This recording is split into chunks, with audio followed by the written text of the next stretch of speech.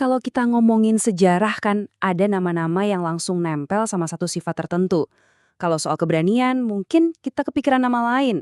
Tapi kalau bicara soal integritas, soal kepercayaan yang mutlak, cuma ada satu nama yang paling menonjol. Ini dia kisah Abu Ubaidah bin Jarrah, sosok yang mendapat julukan orang kepercayaan umat. Coba deh, dengerin kutipan ini. Datangnya dari seorang Umar bin Khattab loh, pemimpin yang kita tahu kritis dan tajam banget. Beliau sampai berharap seluruh kotanya dipenuhi orang-orang seperti Abu Ubaidah. Wah, ini luar biasa. Jadi, apa sih yang bikin pria ini begitu spesial? Rahasianya apa coba? Nah, jawaban dari pertanyaan tadi itu sebetulnya ada di gelarnya. Sebuah julukan yang sangat kuat yang diberikan langsung oleh Nabi Muhammad. Dan ini bukan sekedar panggilan loh, ini adalah sebuah warisan yang mendefinisikan seluruh karakternya. Amin al-Ummah, artinya secara harfiah itu orang kepercayaan umat ini. Tapi maknanya tuh jauh lebih dalam dari sekedar orang jujur. Coba bayangin, ini tuh kayak berangkas berjalan buat satu umat. Tempat di mana kita bisa nitipin harta, kehormatan, bahkan masa depan. Dan kita tahu 100% aman. Ini level kepercayaan paling puncak. Oke, sekarang kita coba bayangin situasinya ya. Ada delegasi Kristen dari Najran datang ke Madinah.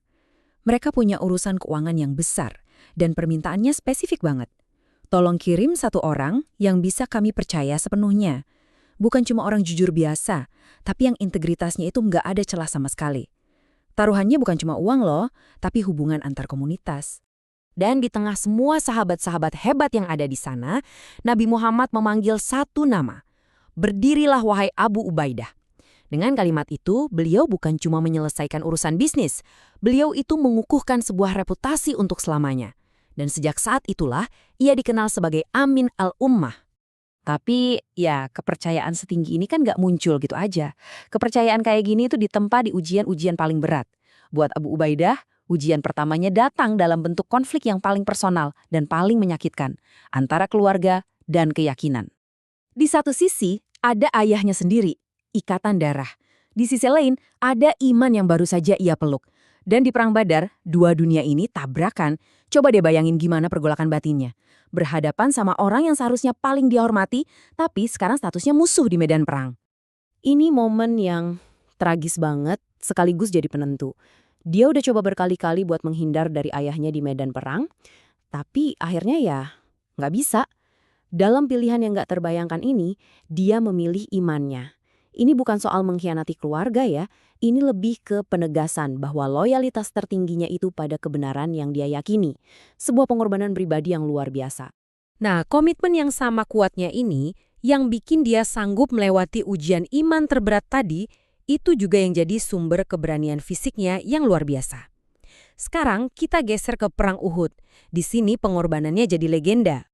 Bayangin deh suasana kacau di Uhud. Nabi Muhammad terluka, ada 2 cincin dari helm besi yang nancap di pipi beliau.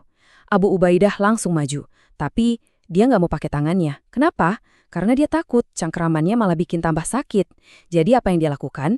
Dia gigit cincin pertama itu pakai giginya sendiri dan dia tarik sampai salah satu gigi depannya patah. Terus dia lakukan hal yang sama buat cincin kedua, satu gigi lagi copot. Dan yang luar biasa adalah cara para sahabat melihat pengorbanan ini. Mereka bilang, nggak ada pria ompong yang lebih tampan dari Abu Ubaidah. Apa yang seharusnya jadi kekurangan fisik, malah jadi simbol kehormatan tertinggi. Gigi yang hilang itu jadi semacam medali, bukti nyata dari pengabdian dan keberaniannya yang tanpa pamrih. Oke, jadi kita sudah lihat iman yang kokoh, keberanian yang tanpa pamrih. Nah, dua hal ini membentuk pilar ketiga dari karakternya. Kepemimpinan. Tapi kepemimpinan Abu Ubaidah ini bukan soal kekuasaan atau ego. Sama sekali bukan. Ini soal kerendahan hati yang luar biasa. Coba bayangin lagi. Dia baru aja diangkat jadi panglima tertinggi, menggantikan Khalid bin Walid, jenderal yang legendaris itu. Tapi apa yang dia lakukan? Dia rahasiakan kabar itu sampai pertempuran selesai. Alasannya, biar fokusnya Khalid nggak terganggu. Di lain waktu, dia, seorang sahabat senior, dengan tulus mau jadi bawahan komandan yang lebih junior, cuma demi menjaga persatuan pasukan. Sikap-sikap kayak gini menunjukkan seorang pemimpin yang egonya itu udah nggak ada artinya dibanding tujuan yang lebih besar.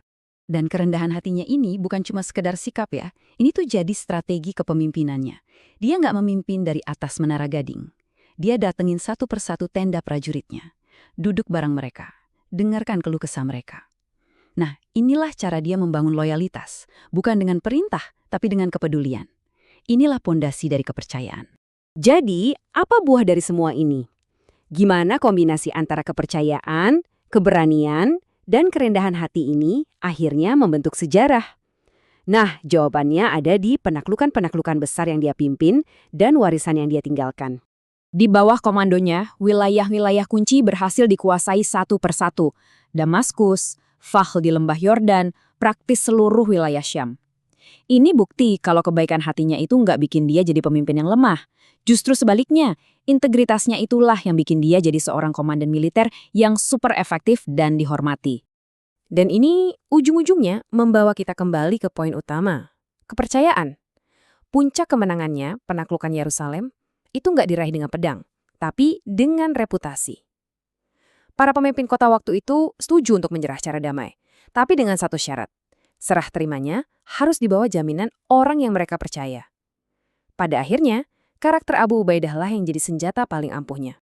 Maka kisah Abu Ubaidah sang Amin al-Ummah meninggalkan kita dengan satu pertanyaan penting. Sebenarnya apa sih yang membuat seorang pemimpin itu betul-betul bisa dipercaya? Apakah karena integritasnya yang teruji? Atau pengorbanannya yang tanpa pamrih? Atau mungkin kerendahan hatinya yang tulus? Mungkin ya, seperti yang ditunjukkan oleh hidup beliau, kepercayaan sejati itu bukan satu sisa tunggal, tapi gabungan dari semuanya yang dijalani secara konsisten, bahkan ketika harganya sangat-sangat mahal.